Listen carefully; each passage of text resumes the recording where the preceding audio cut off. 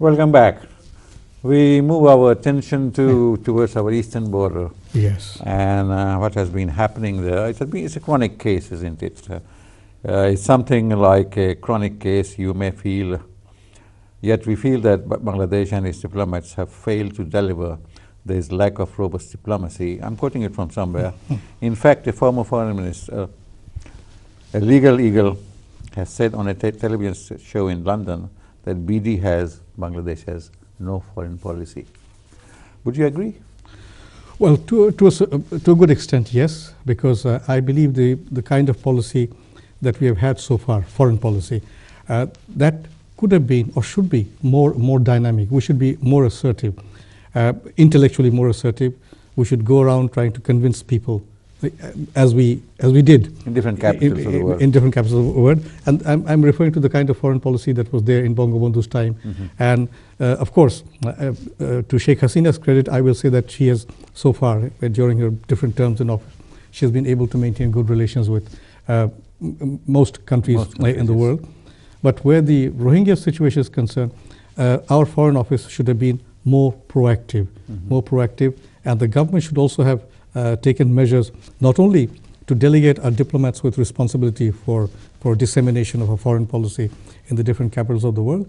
I think the government would have done, should have also gone into the task of picking out leading intellectuals in the country who could explain Bangladesh's position. For example, good delegations, delegations headed by scholarly individuals could come to the UK, could go to the United States, could visit the EU countries to explain things better. Because sometimes it always helps to go beyond the foreign office, to go beyond the professional foreign office in that sense of speaking. When you delegate responsibility to somebody who is not part of the foreign policy machine, but could actually explain things on a more diversified level to people elsewhere around the world. For example, if I keep going back to the early 70s, we had Khan Shamsur Rahman, who was a CSP officer, but then he served with distinction as ambassador in different capitals, including Delhi and Moscow. Then during Ershad's time, we had Syed Najmuddin Hashim. Then we had Dr. Khan Sarwar Morshed. So they were not foreign office people. They were scholars, academics, intellectuals. They were put to good use by the government, Bangabandhu's government.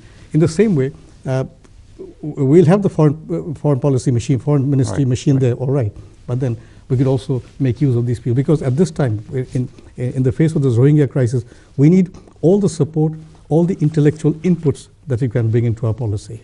Right. I mean, many countries in the West, they do appoint professors, they do, writers, journalists, yes. And they do deliver.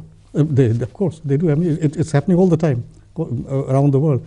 And I think we should also go for that kind of. It's not appointing people in different senior positions, especially in foreign affairs, does not mean one is undermining the foreign office. No. It just means you're adding a new dimension. It's happening in all democratic countries of the world. Well, the Foreign Office is there to deal with the day-to-day job. Absolutely, yes. But this is something like, these are the troubleshooters. Exactly. They can do this, and then they'll go back to their, you're so right, to their own offices. Right. See? I mean, I was in Dhaka about a couple of months ago, and I was talking to some of my old friends, some retired ambassadors, and they have the opinion that we are here to help, but nobody's interested in our opinion. Yes, that's important. See, opinions of this informed section, for example, former ambassadors, and then again, there's retired academics, or let's say, very senior academics.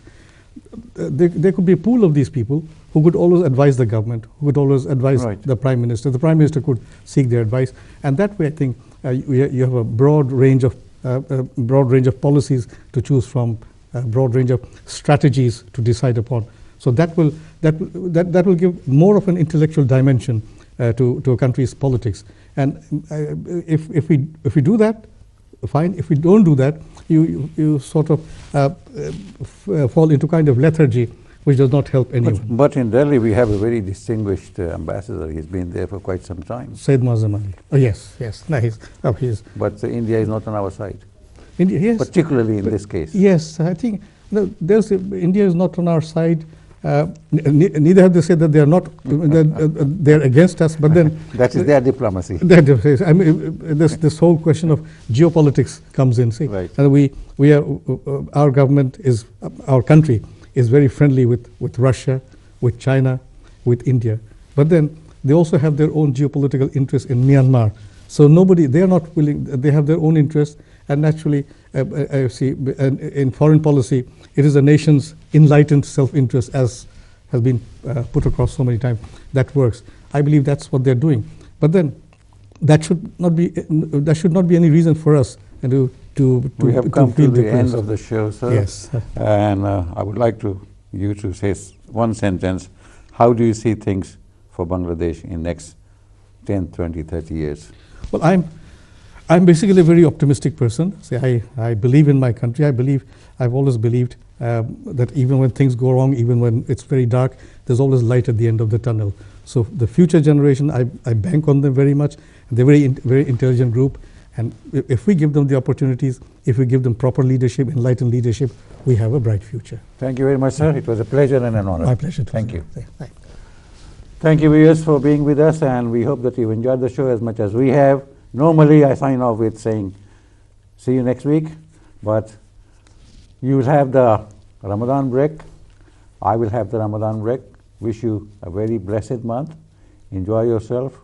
Pray as much as you can, and pray for all of us and your relations, your country, and your well-wishers. God bless you, and see you after Ramadan. Thank you.